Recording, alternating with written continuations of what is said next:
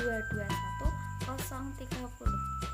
Baik, di sini saya akan menjelaskan mengenai Bitcoin dalam perspektif hukum Islam. Yang pertama, saya akan menjelaskan mengenai Bitcoin. Bitcoin sendiri merupakan mata uang digital yang digunakan sebagai alat transaksi. Pada saat ini maraknya penggunaan Bitcoin ini karena Bitcoin ini memiliki keunggulan, yaitu harganya lebih murah karena pada saat transaksi pendistribusiannya langsung didistribusikan kepada pengguna tanpa adanya pemotongan atau biaya registrasi, sehingga nanti akan memudahkan pengguna dan juga menghemat biaya yang dikeluarkan. Kemudian bagaimana sih pandangan undang-undang terkait Bitcoin itu? Dalam undang-undang di Indonesia ini masih sangat samar apakah Bitcoin ini legal atau boleh dilakukannya transaksi atau masih ilegal, karena belum ada peraturan yang pasti mengenai Bitcoin ini. Di sisi lain, Bitcoin ini memenuhi syarat-syarat sebagai alat pembayaran di Indonesia. Untuk yang pertama yaitu Bitcoin tidak mudah rusak.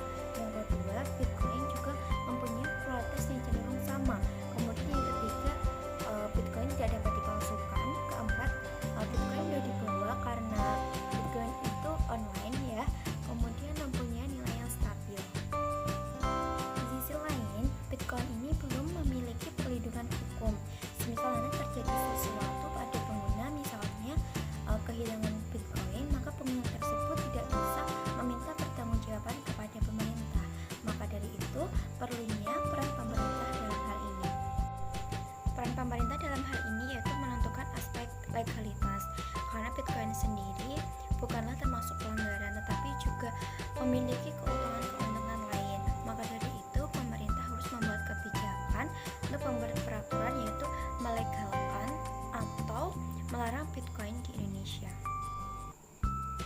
Lalu, bagaimana sih perspektif hukum Islam mengenai Bitcoin itu? Menurut teori keuangan Al-Ghazali, penerbitan uang merupakan otoritas suatu negara.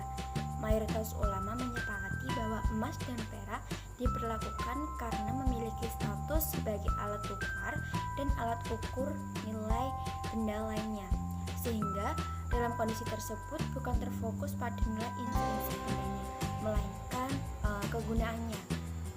Di sini konsepnya sama halnya dengan Bitcoin, bukan hanya dilihat dari segi bentuknya saja, tetapi dilihat dari nilai manfaat atau kegunaannya. Dalam suatu hadis juga diriwayatkan bahwa Umar bin Khattab pernah berkeinginan membuat uang dari unta, akan tetapi dibatalkan olehnya karena dikhawatirkan unta akan punah. Hadis tersebut mengisyaratkan bolehnya menjadikan sesuatu hal selain emas dan perak sebagai alat tukar. Jadi dapat disimpulkan bahwa Bitcoin dalam perspektif hukum Islam yaitu hukumnya mubah atau boleh, tetapi dengan segala pengecualian, yaitu tidak boleh adanya transaksi-transaksi yang dilarang oleh syariat Islam, seperti misalnya ada gharar, maisir, judi, atau mengundi nasib, atau yang lebih parah yaitu sebagai sarana taruhan. Tetapi dalam Bitcoin tersebut harus mengutamakan kemaslahatan bagi para penggunanya. Dalam Majelis Ulama Indonesia atau MUI juga telah mengumumkan bahwa hukum Bitcoin tersebut mubah sebagai alat tukar bagi yang berkenan untuk menggunakannya dan mengakuinya. Tetapi jika Bitcoin tersebut digunakan untuk berinvestasi, maka hukumnya haram karena hanya alat spekulasi, bukan untuk investasi, hanya alat permainan utang dan rugi, bukan bisnis yang menghasilkan. Demikian yang dapat saya jelaskan, kurang lebihnya mohon maaf. Semoga penjelasan saya tadi bisa bermanfaat bagi teman-teman semua.